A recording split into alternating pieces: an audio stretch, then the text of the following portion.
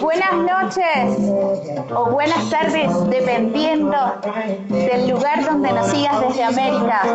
Así que esto es en vivo desde JCI Mendoza. En breves segundos estaremos conversando de qué: mitos, cuentos y leyendas de las experiencias de aprendizaje. Déjanos tus comentarios porque enseguida estaremos con Choco Aprendizaje y queremos saber, queremos que nos cuentes qué historia o qué cuento de terror has pasado a la hora de que estás enseñando o aprendiendo algo. Y mientras tanto escuchamos musiquita. Buenas noches.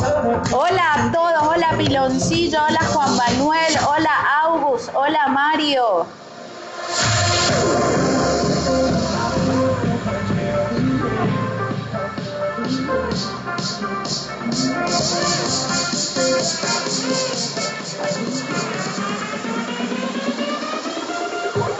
Ahí está entrando Choco.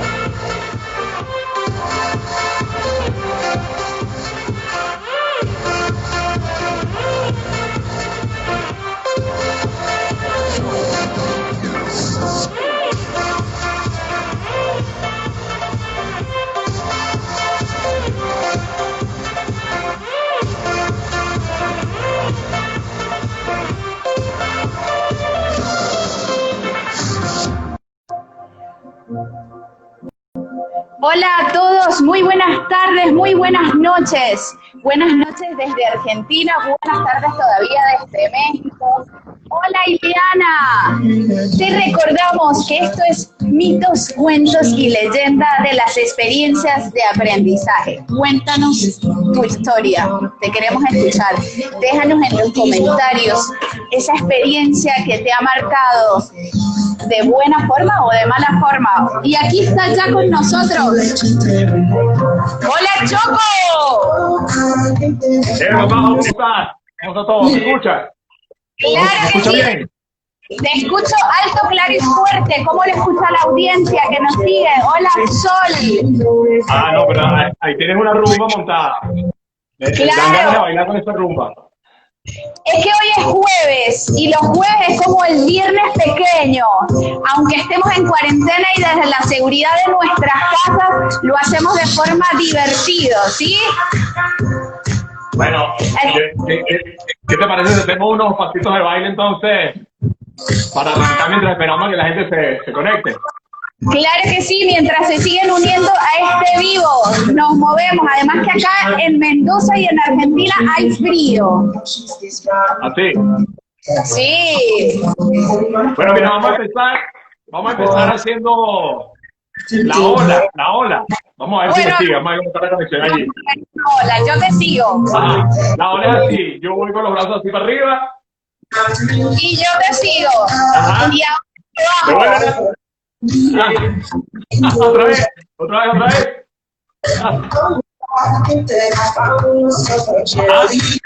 Y ahí lo... Yo creo que también podemos hacer como un tamborcito, como los tambores. ¿Cómo sería como los tambores? Ahí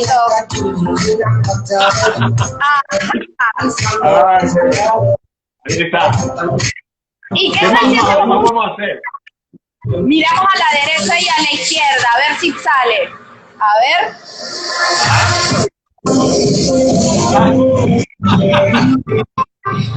De aquí nos vamos para cualquier ballet en un teatro.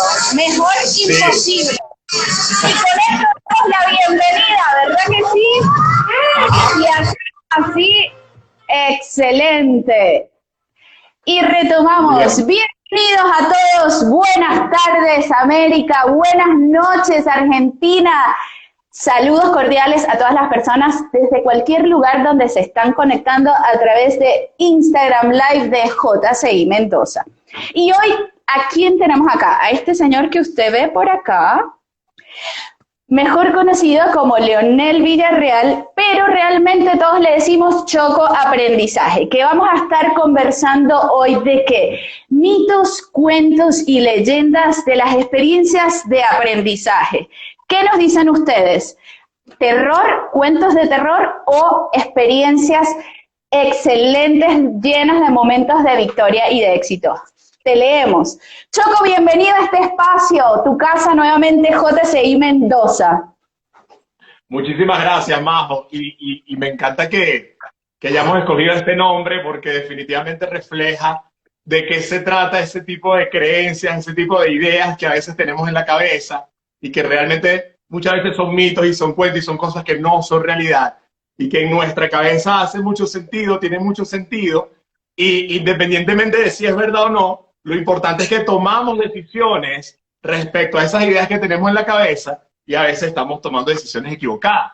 En este caso en particular, estamos hablando de las experiencias comunicacionales, las experiencias de aprendizaje, y puede ser en un caso que de pronto quieras dirigir una experiencia, quieras comunicarte, hacer una presentación, hacer algún tipo de curso, de webinar, y no te atreves, o de repente ya estás activo haciendo tus clases, tus transmisiones, tus presentaciones, y de pronto estás tomando decisiones equivocadas basadas en estas ideas que tienes en la cabeza, ¿no? Entonces, porque muchas veces están asociadas con miedo, muchas veces están asociadas con cosas que creemos que no se pueden hacer, o están asociadas con cosas que pensamos que a juro hay que hacer, y dependiendo de cada caso, pudiéramos estar equivocados, ¿no? Entonces, esa era la idea del día de hoy.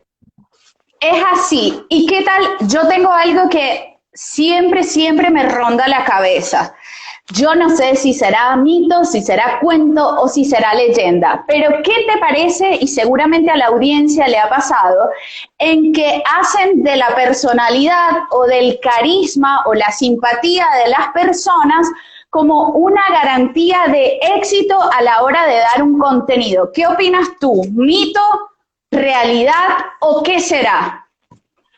Bueno, definitivamente el carisma siempre va a ser mencionado como una herramienta indispensable para los comunicadores, para los facilitadores, los coaches. Ahora, ese carisma, ¿cuál debe ser realmente? Debe ser un carisma que tú debes ajustar, que tú debes de alguna manera adaptarte para proyectar el carisma que los demás quieren, o de alguna manera debes encontrar cuál es tu carisma, cuál es la mejor forma en la que puedes presentar tu mejor personalidad. Y para enfocar un poquitico esto de una forma un poquito más, vamos a llamarlo teórica, pues tenemos que tener presente que hay 4 arquetipos presentados por Carl Jung, y esos arquetipos de alguna manera todos nosotros encajamos en 1 o 2 arquetipos con mayor fuerza. ¿Por qué te lo menciono ahorita? Porque de alguna manera nuestra carisma, nuestra forma de comunicarnos va a reflejar algunos de esos arquetipos, y en tu audiencia, en las personas que te están escuchando, seguramente va a haber presente más de esos arquetipos diferentes al que tú estás proyectando. Entonces, hay maneras de que tu carisma de alguna manera pueda caer bien, pueda llamar la atención de todos los arquetipos de tu audiencia, pero también es cierto que vas a tener mayor o menor compatibilidad con algunos de ellos, ¿ok? Y es en esa parte donde la carisma no puede tener el peso fundamental, no puede tener el mayor peso de tu experiencia, sino que también te debes apoyar en tu diseño, en las cosas que estás haciendo. ¿Qué ejercicios vas a mandar a hacer? ¿Qué tipo de recursos vas a utilizar? Si vas a utilizar storytelling, si vas a utilizar recursos visuales, si vas a utilizar cuestionarios y evaluaciones, si vas a utilizar ejercicios corporales. De alguna manera todo eso va a complementar y va a tener el alcance que tu carisma por alguna razón u otra no va a poder tener. Entonces, es mito en cierta forma si tú piensas que tu carisma tiene todo el peso del éxito de tu experiencia. Tiene parte del éxito, pero no lo va a tener todo. La otra parte la complementas con tu diseño, con lo que logres diseñar para tu audiencia. ¿Qué te parece? ¿Tiene sentido o no? Tiene sentido, porque quizás a veces le damos todo el peso a ese carisma, pero quizás nos olvidamos de otros detalles que también son importantes y que influyen en todo este proceso maravilloso de llevar experiencias de aprendizaje. Y si tú te estás recién conectando con nosotros, te recordamos que esto es mitos, cuentos y leyendas de las experiencias de aprendizaje. ¿Por qué? Porque desde JCI Mendoza, con este seguidor que está acá abajo, facilitador, coach y formador de habilidades de liderazgo y de trabajo en equipo, estamos diseñando una experiencia maravillosa para que tú que nos estás siguiendo tengas todas las herramientas y diseñes de experiencias de aprendizajes efectivas. Así que, Choco, yo tengo que leerte que la audiencia nos ha estado preguntando de que a qué te dedicas y qué haces, y tú sabes, como buen chismoso que somos, queremos saber un poquito más de qué haces. Claro, yo me dedico a ser feliz. Esa es la respuesta que suelo dar cuando me hacen esa pregunta. La hacen mucho. ¿A qué te dedicas? Bueno, yo me dedico a ser feliz. Ahora, aparte de eso, tengo otras ocupaciones, ¿ok? Y una de ellas es justamente diseñar experiencias de aprendizaje trascendentales. Cuando dice trascendentales es que trasciende más allá de ti, de tu persona, de tu conocimiento. Y en el impacto que tiene en la audiencia, y que la audiencia logre, con el conocimiento que tú transmites, alcanzar sus propias metas, alcanzar sus propios objetivos. Entonces, trasciendes cuando impactas positivamente a la audiencia. Ya sea una presentación que tengas que hacer, ya sea un evento online, ya sea una formación, ya sea con tus alumnos que trabajes regularmente. Siempre estás trabajando en experiencias de aprendizaje y experiencias comunicacionales. Y hay maneras de que esas experiencias tengan un mejor impacto.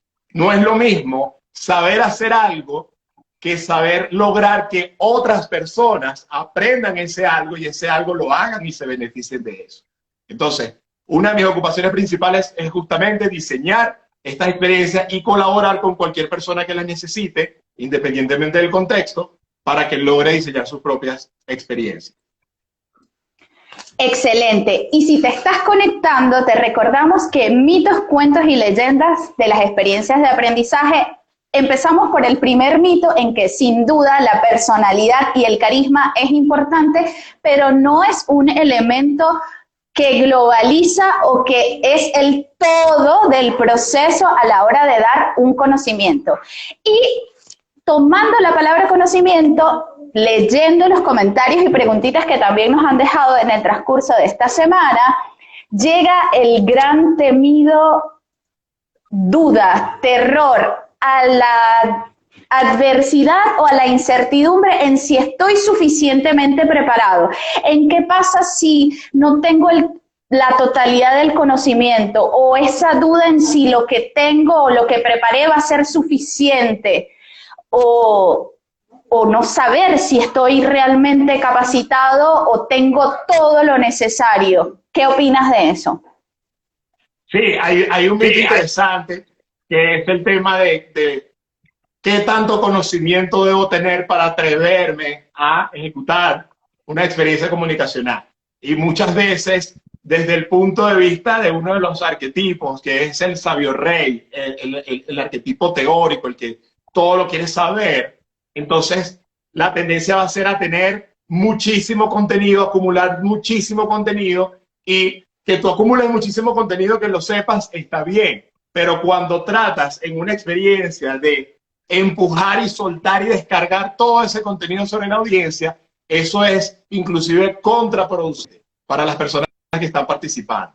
Mientras más contenido lances y ese contenido no tenga realmente una aplicabilidad real, comprobada, práctica en ese momento para la audiencia, ese contenido se está perdiendo.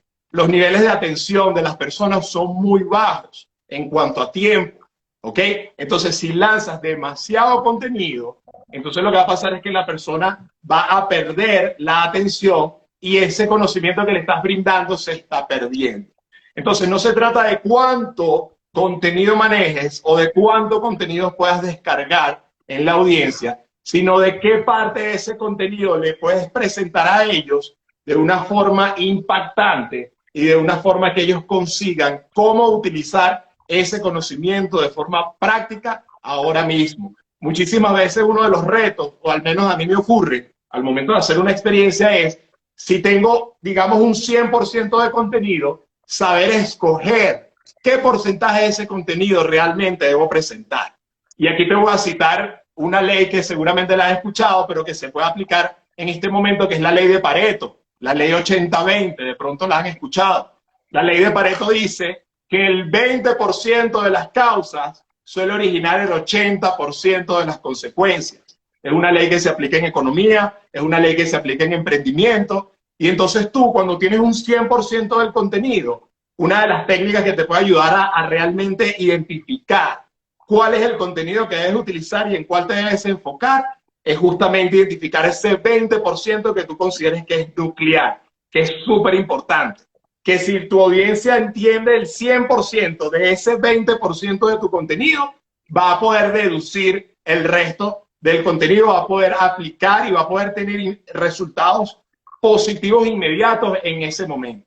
Si no te enfocas en ese 20, no lo sabes identificar y sueltas todo el 100% de forma indiscriminada, el peligro es que termine la audiencia abrumada, que la audiencia termine como que, hey, no sé qué hacer con tanto conocimiento, ni siquiera lo recuerdo, qué fue lo que dijiste, y de repente volviendo al mito anterior, puedes tener una carisma increíble, puedes tener una oratoria impecable, y la gente va a terminar diciendo, wow, qué facilitador tan increíble, me encanta, me cae súper bien. Oye, ¿pero qué aprendiste? Oye, no recuerdo, pero él es buenísimo, él a mí me encanta. Y entonces podemos caer en eso. Hay que saber identificar cuál es la porción del contenido que vamos a utilizar y con esa, no solamente presentarla, sino hacer que la audiencia la aplique, la utilice, la entienda y la domine durante tu experiencia. Excelente. Y sabes que escuchándote me llegaba así, me hacía eco y yo necesito compartir con esto porque yo no sé si a la audiencia le ha pasado. Aquellos momentos que quizás vivimos y de verdad se traducen en pánico y terror, en que la mente se te queda en blanco. Todo lo que habías preparado, todo lo que habías estudiado, todo lo que habías pensado, incluso el discurso medido en tiempo, te quedaste paralizado, petrificado. De repente saliste y viste a las personas, que puede ser un auditorio, o puede ser un salón, o puede ser un espacio incluso hasta con amigos, y te quedaste, ¿y ahora qué hago? ¿Cómo hacer ante estas situaciones? ¿Qué hay entre estos mitos, cuentos y leyendas que le podamos sacar partido en esas experiencias? Bueno, fíjate, primero, si eso te pasa a ti, yo te invitaría a relacionar esa situación con la herramienta del mindfulness, con la herramienta de estar presente aquí y ahora. ¿Qué es lo que ocurre cuando tú, antes de tu experiencia, le tienes miedo a eso? Estás pensando en algo que no ha ocurrido y estás adelantándote y eso te genera ansiedad. Si estás pensando en eso antes de tu experiencia, eso es lo que está ocurriendo. Si te ocurre en tu experiencia, normalmente es como un círculo vicioso porque no recuerdas algo y lo primero que empiezas a pensar es, me están viendo, me quedé callado, se están dando cuenta que no sé y ahora que no sé van a pensar que yo no sé lo que estoy haciendo y entonces te enfocas más en las consecuencias que eso puede tener en tu reputación, en lo que van a decir de ti, que realmente en qué es lo que está pasando en ese momento.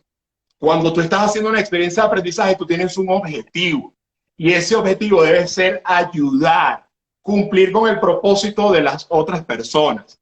Cuando tú realmente en ese momento te detienes y empiezas a pensar en qué es lo que está pasando y empiezas a solucionar y a pensar cómo reaccionar respecto a lo que está pasando en ese momento, entonces automáticamente vas a empezar a tomar decisiones de qué hacer o qué decir en ese momento que no estén basadas en que no se me note que no tengo miedo, que no se me note que no recuerdo lo que viene, que no se me note que no memoricé lo que viene, sino, hey, yo tengo que hacer algo ahora para que la experiencia continúe y la gente pueda seguirle sacando provecho. Si fue que me hicieron una pregunta que no sé, entonces hay dos cosas que puedes hacer. Oye, si no sé la respuesta, pues admitir en ese momento, oye, no conozco la respuesta, en este momento no la recuerdo, vamos a revisar qué piensan ustedes. ¿Alguno de ustedes tiene alguna respuesta parecida? Otra alternativa puede ser, mira, en este momento no tengo la respuesta, pero te aseguro que dentro de una media hora, dentro de una hora, en otro segmento de la experiencia, la voy a tener para ti, ¿ok? O tú puedes decir, oye, me has hecho una pregunta demasiado interesante, quiero estar seguro de darte la respuesta adecuada, ¿ok? Y déjame pensarlo un poco antes de contestar. Todas esas son opciones que están enfocadas en solucionar, buscando una respuesta a esa pregunta, ¿ok? Entonces, cuando tú te enfocas muchísimo en las consecuencias de ese bloqueo de pánico, empieza el círculo vicioso de que sigo sin recordar, sigo sin saber qué hacer, sigo sin saber qué va a pasar conmigo, y no estás buscando realmente solución al problema en ese momento, que es: estoy interrumpiendo momentáneamente mi experiencia de aprendizaje y necesito que continúe para que mi audiencia aprenda, ¿sí? Entonces, muchísimo, este arquetipo me recuerda mucho, este mito me recuerda muchísimo al arquetipo del amante, que el arquetipo del amante siempre busca aprobación, siempre busca ser querido, siempre busca que todo el mundo le caiga bien, que todo el mundo hable bien de él. Y entonces, en lo que eso se ve amenazado, entonces, oye, caigo en pánico, oye, esto no puede ser, no puede ser que yo esté cometiendo un error, eso puede hacer que no tenga la aprobación suficiente de los demás, y entonces te estás enfocando más en ti de lo que deberías enfocarte más en qué es lo que está ocurriendo en ese momento, ¿sí?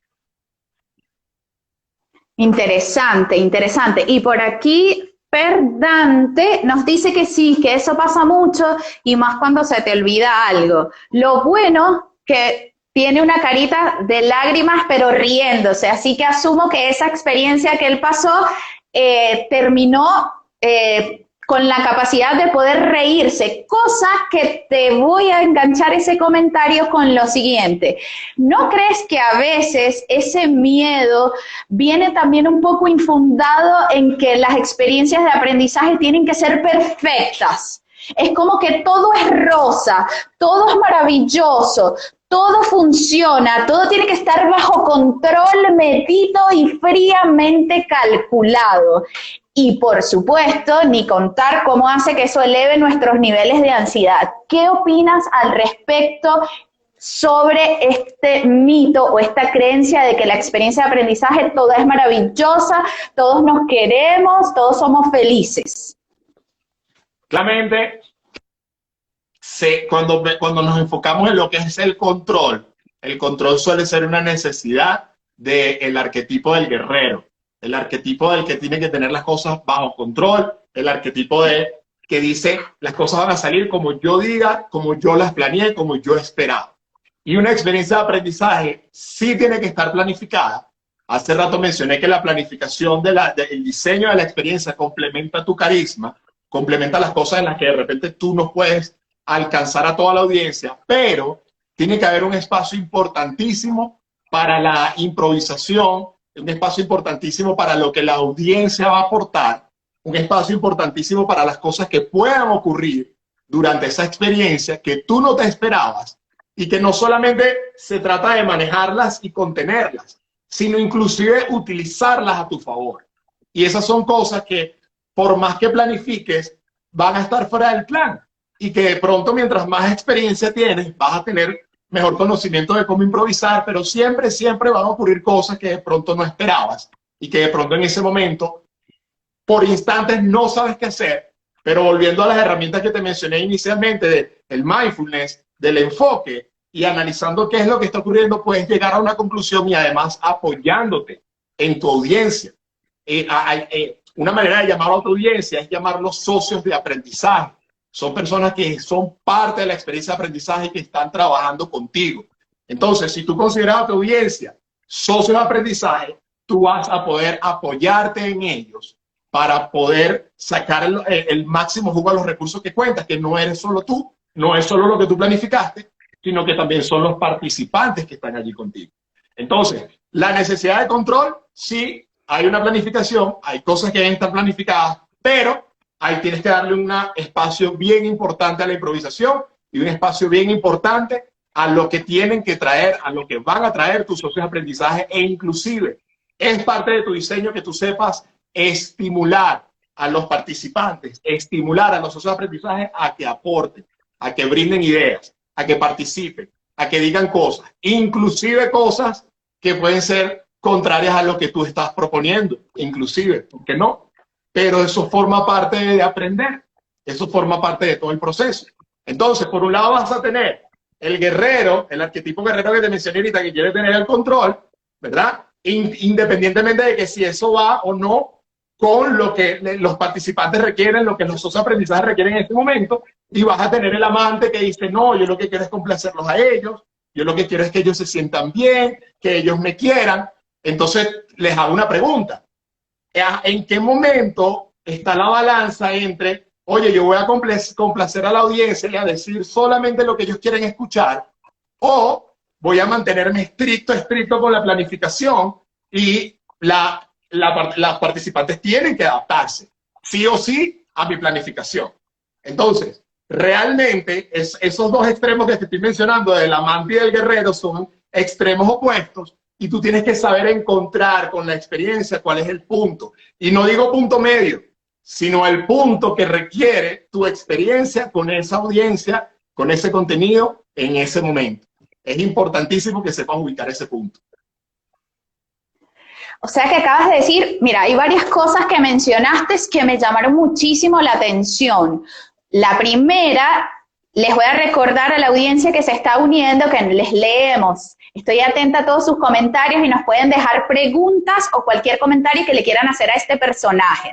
Entonces, dijiste algo importante en referente a la improvisación, pero ataste la improvisación como fuerza o chispa de inspiración a través del conocimiento. O sea que no es una inspiración o una improvisación que de repente surge de una luz divina que de repente llegó a la cabeza, sino que realmente el conocimiento que tengas te permite esta flexibilidad o esta capacidad de improvisación. ¿Me equivoco? Sí, está bien. No solamente el conocimiento que tienes te va a ayudar a improvisar, sino estar muy claro del propósito que tienes con esa audiencia, ¿ok? Saber que de pronto, oye, ocurrió algo, ya sea con algún elemento técnico, ya sea con el espacio, ya sea con la gente, que dice, no voy a poder hacer lo que tenía planificado, voy a hacer otra cosa, voy a improvisar, pero no solamente voy a improvisar en base a lo que sé, voy a improvisar en base a lo que quiero lograr con esa audiencia en ese momento, ¿sí? Y entonces eso es muy importante tenerlo claro. Desde el arquetipo del mago, una de las necesidades principales del arquetipo del mago es la necesidad de reconocimiento. Es la necesidad de estar allí y dirigiendo una experiencia, facilitando para tener el foco en él. Y en ese momento yo te diría, vamos a recordar lo que sería la metáfora del foco. La metáfora del foco dice que si tú estás diseñando la experiencia de aprendizaje enfocado en ti y llamamos al foco de luz, ¿ok? Si yo hago esto enfocado en mí, tú haces la prueba, tú pones un flash frente a ti, es equivalente a lo mismo que estás haciendo cuando solamente estás pensando en enfocarte en ti, en tu carisma, en tu conocimiento, en lo que tú vas a hacer, en lo que la gente va a pensar en ti. Realmente no estás teniendo visibilidad real de lo que pasa con la audiencia, de lo que pasa con el resto de las personas.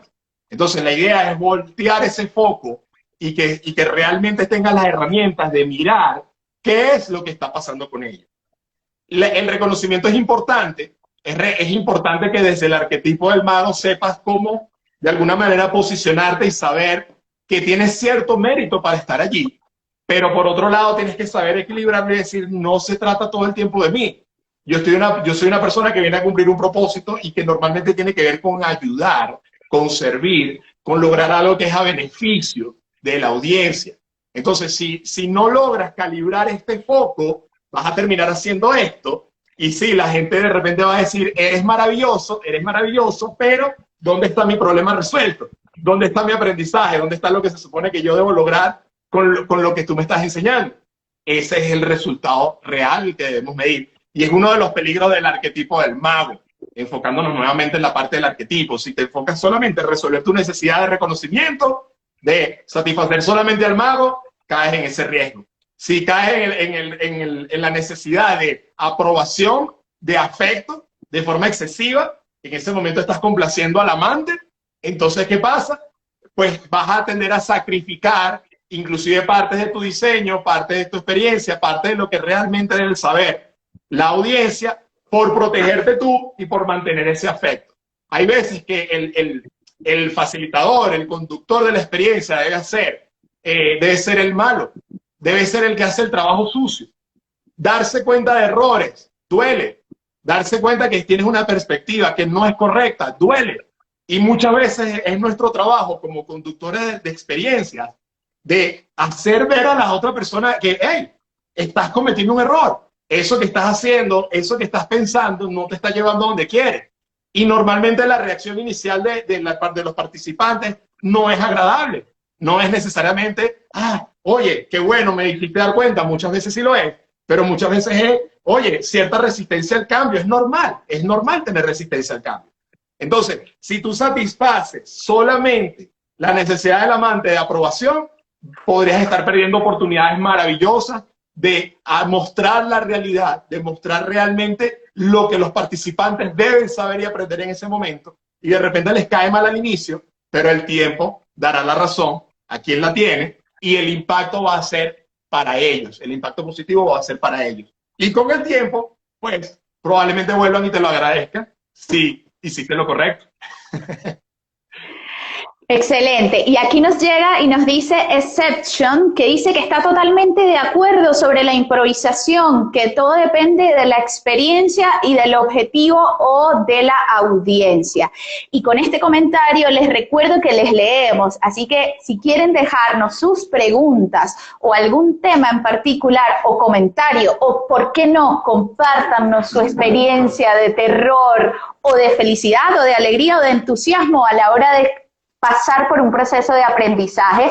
Bienvenidos, los leemos y los escuchamos. Choco, decías algo interesante también con respecto al propósito y esto de que quizás también a veces cómo identificamos o cómo damos para conectarnos con, como decimos, darle con el clavo en el lugar exacto y preciso para poder conectarme con esa audiencia, porque no tienes el tiempo quizás como para conocerlos a todos y cada uno. Entonces, ¿cómo haces para encontrarlo? ¿Hay alguna estrategia? ¿Hay algunos tips que nos puedas dar que nos puedan favorecer a identificar esos momentos claves? Sí, definitivamente. Sí.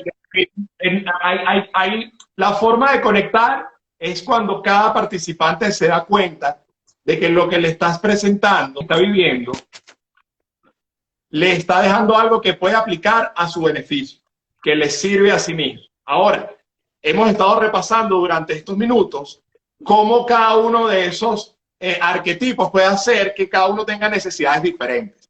Hay una herramienta que yo utilizo muchísimo y que la comparto justamente en esta formación de facilitadores, que es la utilización de los estilos de aprendizaje. Los estilos de aprendizaje es una instancia de estos mismos arquetipos de Carl Jung, pero enfocados específicamente en lo que debe ocurrir durante los procesos de aprendizaje para que una persona realmente obtenga todo el beneficio de un contenido, obtenga todo el beneficio de un conocimiento. Entonces, si llamamos cada uno de estos arquetipos, satisfacer sus necesidades, lo llamamos etapas, entonces vas a tener 4 etapas de un proceso en los cuales, si cumples con esas 4 etapas, entonces es muy probable, aumentan muchísimo las probabilidades de que todas las personas de la audiencia, todos tus socios de aprendizaje, todos los participantes, estén aprendiendo de la forma correcta. Fíjate que antes estábamos hablando de los mitos de la necesidad de control, la necesidad de reconocimiento, la necesidad de aprobación, la necesidad de contenido, de conocimiento. Entonces, pasar de alguna manera por cada una o satisfacer cada una de esas necesidades pueden ser etapas de tu proceso. Tú debes diseñar tu experiencia asegurándote que estés cumpliendo con cada una de esas necesidades. Y si nos vamos más profundamente a los estilos de aprendizaje, van a haber momentos en los cuales tus socios de aprendizaje van a estar consumiendo contenido o lo van a estar percibiendo, y otros momentos en los cuales lo van a estar procesando, aplicándolo, haciendo algún tipo de ejercicio, haciéndose preguntas, de alguna manera experimentando ellos mismos con el conocimiento que tienes. Si tú en tu diseño no contemplas esa etapa en la cual el participante puede simplemente observar qué es lo que está ocurriendo, percibir, u otro momento en el cual el participante está consumiendo contenido específico, consumiendo contenido teórico, Otro momento en el cual el participante está siguiendo instrucciones claras de qué es lo que debo hacer y cómo lo debo hacer. Y al seguir instrucciones está actuando, está aprendiendo mediante la acción. Y otro espacio de experimentación en el cual los participantes están ellos simplemente experimentando por ensayo y error para que ellos mismos procesen y lleguen a sus propias conclusiones. Entonces, oye, si tienes una experiencia de aprendizaje que contempla todas estas etapas, es una experiencia completa, es una experiencia total. Entonces, varios de tus participantes van a engancharse más con unas etapas, otros con otras, pero realmente todas van a experimentar el mismo aprendizaje desde diferentes perspectivas y con algunas se van a enganchar mejor y van a tener el resto de las perspectivas para tener un aprendizaje total, para tener un aprendizaje completo. Si tú eres bailarina, tú no sabes de baile solamente porque te sabes una coreografía en tu mente, de arriba abajo, ¿cierto? Tú eres bailarina porque sabes cómo ejecutarla con los pasos, pero además eres bailarina porque sabes cuáles son los elementos que debes poner en práctica para llevarlo a un escenario, para llevarlo a un show de baile. Pero además también eres bailarina porque sabes cómo presentar y hacer que otras personas aprendan a bailar, ¿ok? Y también sabes inclusive el contenido teórico, si tú bailes en la salsa, que obviamente muchos sabemos que eres bailarina profesional, Majo, pero si tu baile principal es la salsa, te sabes la teoría de los conceptos de los géneros, de los ritmos, de las cuentas, inclusive de las agrupaciones musicales, de dónde viene cada género, inclusive hablando por país. Hay toda una serie de conocimiento alrededor y cada perspectiva aporta para que este conocimiento sea total, sea completo. Excelente. Y fíjate, Choco, por acá Fer Dante, espero decirlo bien porque solamente podemos leer el nombre de usuario de Instagram, dice que muchas veces tienes súper planificado la transición de un sentimiento o una etapa, pero después te das cuenta que de repente la audiencia está como muy cerrada. ¿Cuáles son las mejores estrategias como para romper el hielo? O se me ocurre, apoyando a Fer, ¿qué tips cuando de repente propones una actividad o un comentario y te das cuenta que como que la audiencia no reaccionó? ¿Cuánto tiempo esperar para cambiar o decir, y me voy por otro lado? Mira, ¿cuánto tiempo esperar? Si hubiese una regla de eso y te dijera cuánto, te estaría mintiendo. Eso va a depender muchísimo, claro, eso va a depender muchísimo de qué es lo que está ocurriendo en ese momento. A veces tú haces comentarios y preguntas y tú interpretas el silencio de la audiencia como rechazo, cuando muchas veces ocurre que lo que hiciste fue, o lo que dijiste, o lo que mostraste fue tan impactante que simplemente la audiencia necesita más tiempo para procesarlo. Y volviendo al concepto del enfoque, del mindfulness, de estar aquí ahora, estar realmente atento a qué es lo que está ocurriendo, te va a indicar qué es lo que debes hacer. Si realmente se trata de un rechazo, si realmente se trata de que necesitan más tiempo para procesar, si se trata de que la audiencia simplemente no entendió, porque recuerda que el resultado de la comunicación no es lo que tú dices o cómo lo dices, sino que es lo que está interpretando la otra persona. Entonces, buscar señales de feedback de qué es lo que está pasando para entender cuál es realmente el resultado de la audiencia es importante. Si tú te presentas ante la audiencia satisfaciendo tu arquetipo de reconocimiento del mago, mostrando un currículum impecable, mostrando que tú eres el que más sabe, el que más ha tenido años de experiencia. De alguna manera, un peligro de eso es que la audiencia se siente intimidada por lo que tú vas a decir, y muchas veces eso puede tener el efecto contraproducente de intimidar a tu audiencia y que ellos no se sientan en confianza de participar, en confianza de decir lo que piensan, de preguntar. Y no hay pregunta tonta. La única pregunta tonta es la que no se hace. Entonces, algo que a mí me gusta hacer, por ejemplo, es, en vez de arrancar presentándome yo con todo mi currículum y mi experiencia, es arrancar de una vez con una experiencia, un ejercicio que invite a las personas a desenvolverse, romper el hielo, tener algo sobre lo cual conversar, pensar no solamente en quién es el facilitador, sino qué es esto que me está ocurriendo y por qué, y generar una conversación al respecto. Entonces, cuanto antes tú generes una conversación, y seguramente te vas a dar cuenta que es ideal generar muchísimas, las personas van a entender que está bien hablar, que está bien expresar tu opinión, que está bien equivocarse. Y eso tú lo tienes que mostrar con lo que estás diseñando, inclusive con tu ejemplo. No puedes quedarte simplemente en mostrar que tú eres el mejor, que tú eres el que más sabe. Entonces, mientras más rápido tú hagas pasar a tus participantes por una experiencia que haga que ellos busquen su foco en qué es lo que les está pasando y qué es lo que estoy aprendiendo, más rápido va a ser posible que tus socios de aprendizaje se sientan en confianza de participar, de hablar, de decirte, e inclusive en ese caso ellos mismos te pueden decir, oye, mira, no entiendo qué es lo que estás diciendo. Oye, mira, ya va, danos más tiempo para entender porque no procesamos, o hey, quizás no estamos tan de acuerdo con lo que tú estás diciendo. Y está bien, porque al final te requieres ese feedback, ¿no?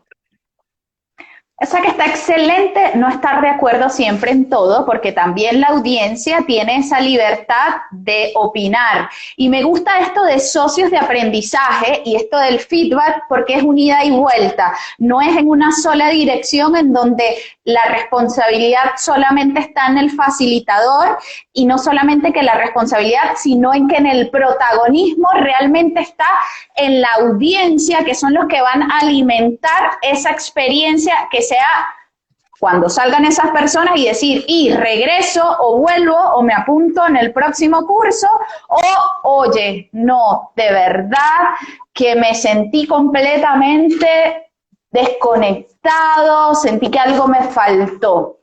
Así que retomo otro mito y lo llevo inmediatamente a la situación actual, contexto mundial, que nadie se ha salvado. Y pues por supuesto es esta situación COVID. Y te tiro este dato o te hago esta pregunta. ¿Qué es mejor, virtual o presencial a la hora de las experiencias de aprendizaje? Porque seguramente habrá muchos mitos también relacionados a eso. Claro que sí. Mira, mejor es a lo que tú le sepas sacar más provecho, conociendo muy bien las herramientas con las que cuentas. Yo no diría que es mejor virtual o presencial. Para mí eso va a depender de cómo lo sepas utilizar. Simplemente eso. Fíjate, yo en mis experiencias de aprendizaje manejo un método que llamo corpo cognitivo y está altamente relacionado con la parte corporal, con la utilización del cuerpo. Entonces, claro que sí, entonces me encanta mucho hacer de forma presencial ejercicios en los cuales las personas se paran, saltan, caminan, se agarran, bailan, infinidad de cosas que pueden hacer con el cuerpo. No solamente por jugar, y eso es otra cosa importante, y quizás es otro mito que quizás nos desenfocamos un poquito, pero no quiero que se me olvide, las actividades corporales no son solo para jugar, no son solo para despertar, deben tener un propósito claro que conecte con tu aprendizaje. Ahora, en el método corpo cognitivo a mí me gusta utilizar mucho el cuerpo. Entonces ahora como es virtual, no podemos utilizar el cuerpo. Estamos más restringidos con el cuerpo. No necesariamente. En las experiencias virtuales también se puede utilizar muchísimo el cuerpo para hacer metáforas. Vamos a hacer una en este momento, por ejemplo. Vamos, si tú estás frente a un río está pasando agua y tú quieres agarrar agua para tomar con tus manos, solamente con tus manos. Ahora, si agarras con una sola mano, ¿cómo agarras el agua con una sola mano? ¿Cómo la agarrarías? Pues la agarras así y te la tomas, ¿cierto? ¿Sí? Claro que sí. Eso es. Muy bien. Ahora vamos a suponer que lo que quieres es llenar un vaso, lo quieres llenar con agua. Y si lo llenas con tu mano, harías esto, ¿verdad? Llenas hacia el agua y la echas en el vaso, ¿cierto? Eso es. Ahora, si tú vas a llenar ese mismo vaso y puedes utilizar tus dos manos, ¿cómo lo harías? ¿Cómo lo harías? ¿Cómo harías? Muéstrame. Ajá. Tú juntas tus manos y agarras el agua con las dos manos y la echas, ¿cierto? Ahora, esa manera en la que juntas tus manos y echas el agua, fíjate qué pasa. Si yo agarro agua con una mano y con la otra y sumo el volumen del agua que tengo en ambas manos, seguramente va a ser menor que el volumen de agua que yo agarro al utilizar las dos manos juntas de esta manera. Va a ser menor el volumen. ¿Por qué? Por la manera en la que estoy conectando las manos. Yo no agarro agua con las dos manos agarrándola con una, con la otra por separado y echándola, ¿verdad que no? No, Inconscientemente tú hiciste unir las manos, inconscientemente tú sabes que esto va a tener mejores resultados. Se te va a escapar menos el agua, inclusive vas a poder agarrar más agua, ¿cierto? Entonces, ¿qué te estoy mostrando acá? Oye, tus manos representan tus recursos y tus socios de aprendizaje, ¿ok? Si tú los manejas de forma desconectada, vas a estar agarrando menos agua, vas a estar abarcando, cumpliendo menos con tu propósito. Si tú conectas y sabes conectarte, no solamente tú con ellos, sino conectarlos entre todos, de esta manera vas a estar generando sinergia. ¿Qué significa sinergia? Que estoy obteniendo más resultados con los mismos recursos, más resultados de los esperados. Entonces, hay infinita cantidad de dinámicas corporales que yo he podido realizar y que de igual manera las hacemos de esta forma y que te llevan a un conocimiento específico. No es solamente utilizar mi cuerpo para, hey, vamos a bailar, vamos a movernos, date cachetadas en la cara porque tengo que despertarme. No, vamos a utilizar el cuerpo para algo que realmente te va a mostrar algo. Y muchas veces la persona, la reacción es esa, es como que, hey, es verdad, sin pensarlo, sin darme cuenta, yo agarro, uso mis manos de esta manera. Ah, pero estás consciente que es porque estás recogiendo más agua. Si tus manos representaran los socios de aprendizaje, ¿cómo los tienes que manejar? ¿Cómo los tienes que conectar? Claro, tienes que hacer que ellos mismos comenten sus experiencias, tienes que hacer que ellos mismos comenten sus opiniones, tienes que hacer que ellos mismos participen y ellos mismos logren llegar al comportamiento que ellos desean tener. Y tu experiencia debe estar diseñada para brindarles ese espacio de conexión. No eres tú solamente, es toda la audiencia. Tú como facilitador estás gestionando todos los recursos de la experiencia. Y los recursos de la experiencia también son tu socio de aprendizaje, el recurso digital, la plataforma que estás utilizando, todo lo que ocurra en ese momento, todo el conocimiento que tú tienes, todos esos elementos son recursos. Es tu misión saber conectarlos de la mejor manera para maximizar los resultados y el impacto positivo para los socios de aprendizaje, no para ti. Eso es lo más importante. excelente. Y les recordamos que todos estos tips en el detalle y todos estos procesos, las formas como aprendemos, las estrategias para desarrollar experiencias de aprendizaje, más allá de efectivas, yo creo que es trascendentales en esos momentos en que tu audiencia salga de una actividad y diga, wow, qué bien me siento, más allá de que aprendí un conocimiento, le di mi toque, le puse mi magia, y además lo puedo aplicar a mi realidad, que es diferente a lo mejor del de al lado, del vecino. Y mencionaste también una palabra interesante que fue la oratoria. ¿Qué mito podrías darnos referente a la oratoria, entendiendo por oratoria como el arte o la belleza o el garbo del cual exudamos a la hora de expresar palabras? ¿Qué tips o qué mitos hay cerca de esa gran palabra que hoy en día está como que tienes que aprender a hablar, tienes que aprender a hablar? Claro que sí. Claro que la oratoria está al servicio de los participantes. Debes tener una oratoria que refleje lo que tú eres, que conecte tu forma de ser con lo que las demás personas necesitan, en este caso escuchar, porque la oratoria es un recurso auditivo. Entonces, si ponemos demasiado foco en la perfección, en la forma de la oratoria, tu dicción, las inflexiones que utilizas, todas las palabras que utilizas, las muletillas, si te enfocas demasiado en los elementos técnicos, entonces vas a perder enfoque en lo que es tu propósito, ¿ok? Lo importante es que tú sepas decir las palabras que tienes que decir que reflejan realmente lo que quieres comunicar. Y el resultado no va a ser medido en la perfección técnica de cómo lo dices. Va a ser medido en lo que tu audiencia está entendiendo en este momento, en lo que tu audiencia está interpretando acerca de lo que tú dices.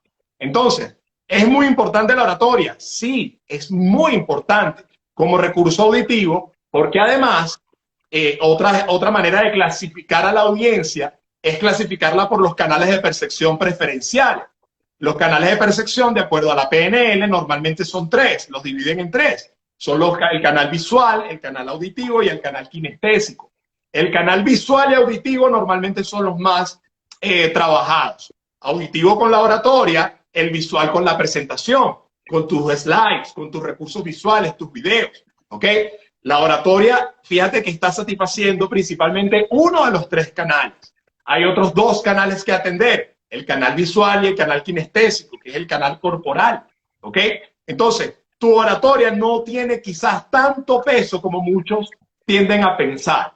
Y el tema de la oratoria es también que si tú te enfocas demasiado en esos elementos técnicos, va a llegar un momento en que estás dejando de pensar en lo que dices, vuelve a ocurrir esto del foco, ocurre demasiado en que tú quieres tener esa perfección y, oye, lo importante es lo que tu audiencia está percibiendo. Hay otra cosa que dicen con respecto a la oratoria, que es solamente el 7% de tus palabras, solamente el 7% de tu comunicación son tus palabras.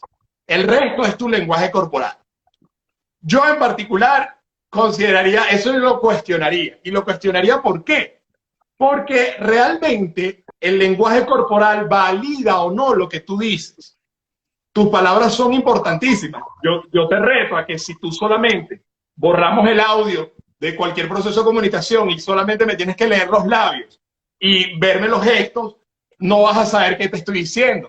Vas a saber cómo me siento, vas a saber cuál es mi actitud respecto a lo que siento, vas a saber qué tan seguro, qué tan convencido estoy yo de lo que estoy diciendo. Entonces, para mí el lenguaje corporal valida muchísimo lo que dices.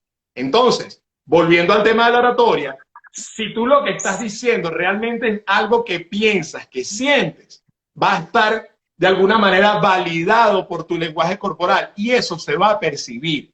Por eso el lenguaje corporal lo suelen asociar como algo indispensable para la oratoria, porque la oratoria per se no es lo único.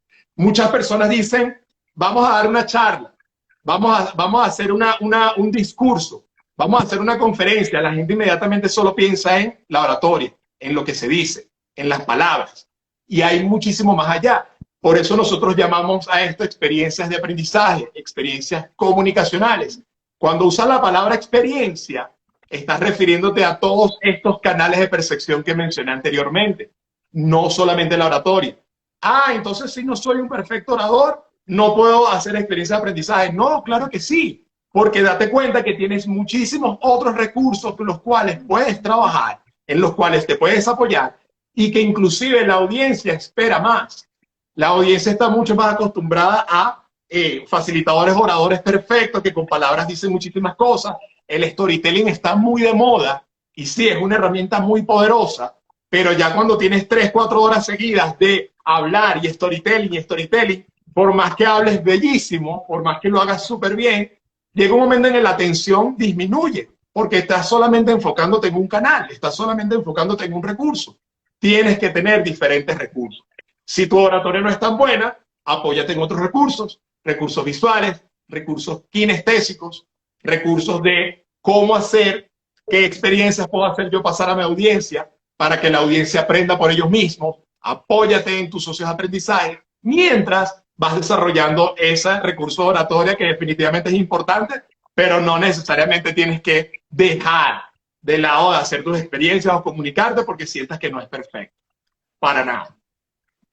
O sea, en conclusión, que otro mito sería dejarle o descansarle y asignarle el 100% de la responsabilidad a la habilidad de oratoria a la hora de impartir un conocimiento. Sabes que cuando estaba hablando, yo me imaginaba que también el tipo de público al que le vas a hablar influye mucho también en el lenguaje que tú vas a utilizar, porque si tú vas a ir, por ejemplo, a darle una clase de cómo lavarse las manos a niños de 5 años, lo digo porque el tema está muy de moda y es como algo muy sencillo, quizás no es la misma técnica o las palabras que utilizarías no serían las mismas que si dices cómo lavarse las manos, quizás ante una audiencia de científicos que pasan con otro tipo de lenguaje técnico. Entonces, cuando hacías esa relación, me imaginé y me ha pasado, estoy segura que la audiencia también, les invito a que nos escriban, porque a veces me ha pasado que entro a conferencias y siento que la persona que está explicando es excelente, es brillante, pero a veces lo siento como si está en una vitrina, como de cartón, como congelado, como allá, muy... Entonces, digo, muy bueno lo que está diciendo, está muy bien, pero me quedo como que, bueno, sí, pero me faltó algo, como que hay algo un poco que no me terminó de hacer ese wow. Aquí en Argentina se usó mucho, me explotó la cabeza, que es que las personas se van con muchas ideas creativas, con muchas ganas de poner lo que aplicaron o lo que aprendieron a la acción. Así que, bueno, así es esa relación. Increíble lo que nosotros dos hablamos, ¿eh? Que ya tenemos casi una hora cumplida aquí informándoles y llevándolos y compartiendo de este espacio. Sí, lo que me mencionaste de este ejemplo me lo imaginé y todo, de la conferencia de cómo lavarte las manos delante de unos científicos y eso. Fíjate que un mito que yo agregaría es que la persona que más sabe es la que mejor te va a enseñar. Y eso muchas veces es un mito, es un cuento, o sea, no necesariamente es cierto. Y entonces pasa mucho que personas que tienen muchas herramientas para comunicar, para hacer que otras personas aprendan, no lo hacen porque sienten que les falta ese conocimiento, experiencia, etcétera.